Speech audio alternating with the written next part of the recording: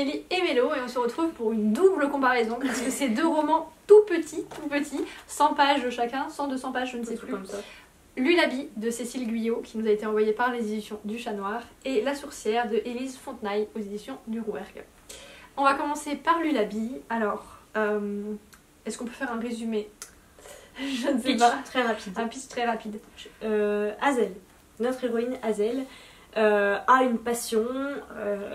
Elle sait que ça pourrait lui poser souci parce qu'on est dans l'Angleterre. Non, aux États-Unis dans les années 20. J'étais persuadée que c'était en Angleterre. Les États-Unis des années 20. Et sa passion, c'est d'écrire des histoires absolument sordides avec des monstres, des choses qui ne sont pas correctes pour une jeune femme de son âge, c'est-à-dire en âge de chercher un époux.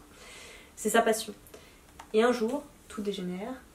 Elle ose avoir des idées féministes et dire qu'elle veut vivre seule à New York et écrire. Quelqu'un trouve ses histoires, sa mère. Elle est envoyée dans un hospice. Ouais, un internat. Ouais. Non, un hospice, ouais, un hospice, une maison de fous. Ouais, voilà, et elle est enfermée, et voilà, là elle va rencontrer ses co-détenus. Ouais. On va naviguer entre onirisme, quelque chose un peu sombre, poétique, et folie aussi, voilà. Froid et assez dérangeant. Il y a vraiment une ambiance qui règne. Ouais. La plume vient vraiment, la plume est vraiment très bien, très adaptée, et elle est onirique et poétique, mais sans que ça bascule dans le too much. Voilà, c'est vraiment bien dosé, et ça pose l'ambiance. Ouais. Il y a de très jolies descriptions, surtout dans la partie onirique en fait, mais qui laissent le flou. Enfin, ça pour moi c'est du fantastique à 100%, quoi. Ça laisse complètement le flou sur où est la frontière entre la réalité des médicaments, parce qu'elle est quand même médiquée, et où est la vérité en fait. J'ai trouvé que c'était un roman pareil, mine de rien, qui pousse des petites idées. Alors après c'est dû à l'époque, hein, parce que forcément voilà, mais le féminisme. Le fait que en tant que femme on est traité d'hystérique assez rapidement, voilà, des petites choses comme ça, et c'est assez bien documenté sur ce thème là, voilà. Le fait que les femmes, dès qu'elles étaient un petit peu dérangeantes, un petit peu originales, voilà, c'est une folle, internons-la, voilà. Les thématiques sont très bien abordées, sont importantes, même si pour moi je trouvais que c'était des thématiques que j'avais déjà lues, enfin bon après c'est normal, mais voilà. Ouais. Voilà. On n'est pas dans de la grande originalité, c'est juste la façon dont c'est traité, dont c'est expliqué, et la plume qui est plus originale. L'aspect assez onirique en fait, finalement, le fait que ce soit l'aspect fantastique et onirique finalement qui te détache de l'aspect médical et hystérique, oui. Maintenant effectivement c'est aussi des choses qu'on avait déjà lues. Moi je l'avais lu notamment dans par exemple une des réécritures de Alice au Pays des Merveilles de Christina Henry que j'avais lu. Notamment la gamine elle est dans un hospice justement parce qu'elle est un peu étrange, un peu bizarre, enfin voilà. La femme dérange à l'hospice, c'est une hystérique, on la traite. Voilà. Il est aussi question de la... je sais plus comment ça s'appelle, c'est quand on fout un pic dans l'œil, la lobotomie. On parle aussi un peu de lobotomisation, de traitement au diabète, enfin un truc par exemple bien sûr, non, oui, d'hydrothérapie, trucs comme ça. Donc là-dessus je trouve qu'il y a... Alors c'est pas expliqué dans les détails, mais il y a un petit panel de médications qui sont expliquées et ça met un peu froid dans le dos et on est bien content qu'il y ait eu du progrès depuis les années 20. Un siècle après, c'est pas mal. Voilà, donc c'est une lecture très très agréable, un peu sombre hein, bien sûr, on n'est pas non plus dans... c'est très bref, mais ça vaut le coup. Et franchement, ça m'a donné envie de lire d'autres œuvres de Cécile Guyot. J'ai cherché un peu dans ce qu'elle avait écrit et je pense qu'il n'y a que Sandgrove qui pourrait me plaire. Le reste, c'est peut-être un peu trop jeunesse. Enfin, c'est peut-être pas forcément pour moi. Et je pense que Sandgrove, on se rapproche un peu de cette ambiance-là aussi. Oui. Et d'ailleurs c'était dans un des clips, il m'avait été conseillé dans un des clips 2020, je crois, un truc comme ça. Donc voilà, peut-être que je vais me laisser tenter parce que la plume vaut vraiment le coup. Par quelque chose du coup d'un peu plus long parce que là c'était relativement bref, même si c'était pas nécessaire d'en faire plus. Voilà, c'était franchement juste dosé comme il fallait, je pense qu'il n'y avait pas besoin de plus et ça vaut franchement le détour. Deuxième très court roman, donc c'est pareil, c'est 102 pages, La Sourcière d'Élise Fontenaille, aux éditions du Rouergue, qui pose toujours la question de est-ce que du coup c'est de la jeunesse, enfin à qui est destiné ce roman, ce roman, pardon. Fable. Toi tu dis fable.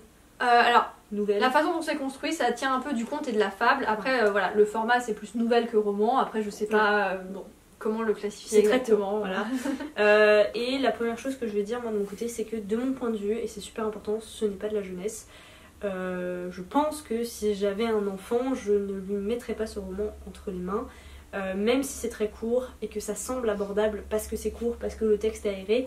Il y a plusieurs choses. La première, c'est que finalement, la construction, la plume et les thèmes sont assez complexes. Enfin, voilà, c'est recherché, c'est complexe. Et la deuxième chose, c'est qu'on parle quand même de viol, de meurtre.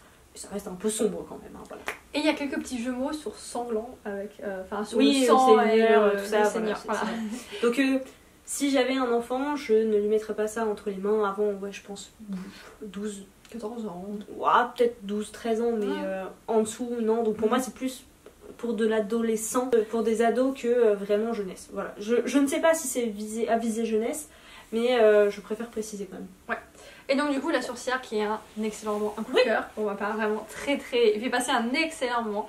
Là aussi, il va y avoir une ambiance sombre, mais globalement, ça reste assez doux, chaleureux, ouais. Vraiment très chaleureux. Il y a une menace, mais voilà, elle ne va pas décimer tous les personnages, et la façon dont la menace est gérée et tout, c'est beau. Le point fort de ce roman, c'est sa magie, qui est proche de la nature, un peu comme pour Dor et d'Oreiller, un peu intuitive, et très dans l'entraide. C'est la magie de chacun des personnages qui forment un tout. Ouais. Et puis je pense que quand on parle de magie, finalement, c'est ce qui se rapproche vraiment de les sorcières, voilà, telles qu'elles étaient, parce que c'est univers médiéval à fond.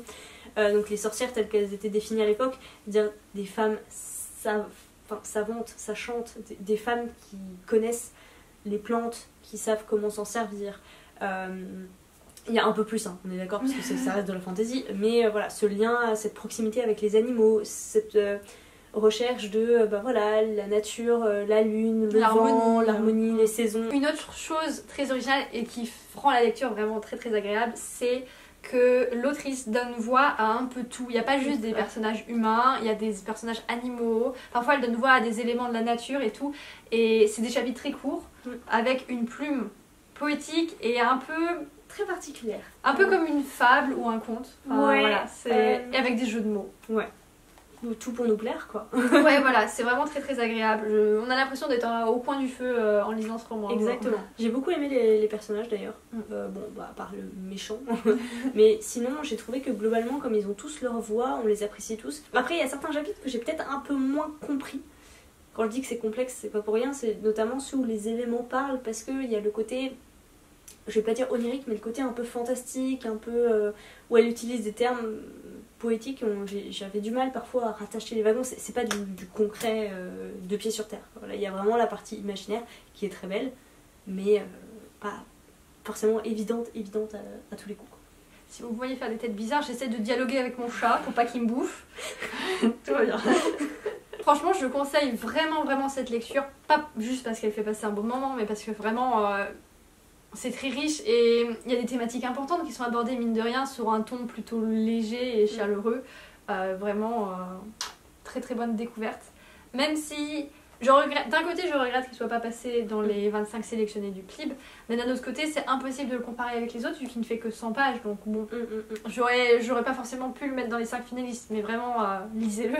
Ouais. D'ailleurs, même réflexion par rapport à Lullaby, c'est des choses que je vous ai dit en story rapidement quand j'en ai parlé. C'est deux lectures qui valent le détour, qu'il faut découvrir, des autrices super intéressantes, mais malheureusement, compte tenu du fait que ce soit très très court, c'est difficile de les comparer face à des romans qui font 400, 500, parfois 900 pages.